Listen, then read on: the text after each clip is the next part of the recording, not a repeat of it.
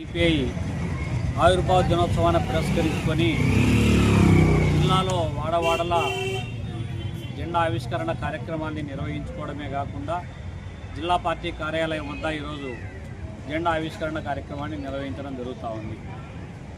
ఈ సందర్భంగా 100 సంవత్సరాలు అయిన సందర్భంగా దేశవ్యాప్తంగా సిపిఐ శ్రేణులు అత్యంత ఉత్సాహపూరితమైనటువంటి వాతావరణంలో ఈ యొక్క వార్షికోత్సవాలను నిర్వహించుకుంటూ ఉన్నాయి.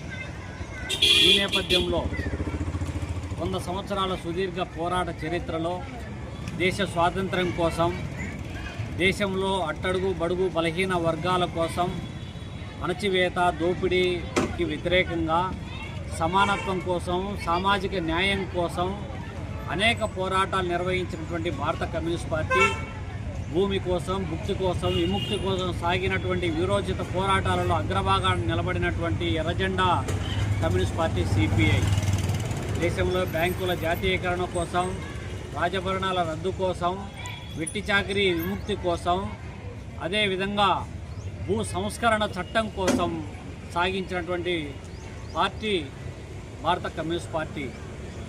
అదేవిధంగా దేశంలో కరువు, వలసలు, ఆత్మహత్యల పరంపరలు జరుగుతున్నటువంటి నేపథ్యంలో, దినదినం అర్బనైజేషన్ పెరుగుతున్నటువంటి, వలసలు పెరుగుతున్నటువంటి నేపథ్యంలో, గల్ఫ్ దేశాలకు వలసలు పోతున్నటువంటి నేపథ్యంలో, దేశంలో ఉన్నటువంటి గ్రామీణ ప్రాంతాల్లో ఉన్నటువంటి వ్యవసాయ కూలీలకు, సన్న చిన్నకారు రైతులకు ఉపాధి కల్పించాలనేటువంటి లక్ష్యంతో పోరాడి 2004లో ఉపాధి హామీ చట్టాన్ని తీసుకురావడంలో క్రియాశీల పాత్ర పోషించింది.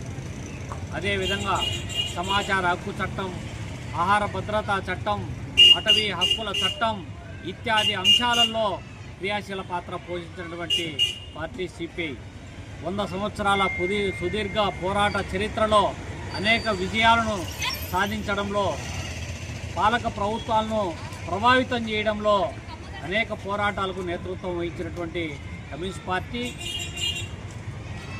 ఇప్పుడు ఉన్నటువంటి రానున్నటువంటి రోజులలో పాలక ప్రభుత్వాలు ఏవైతే పోరాడి సాధించుకున్నటువంటి కార్మిక చట్టాలను మార్పులు చేస్తూ ఉంది మోడీ ప్రభుత్వం.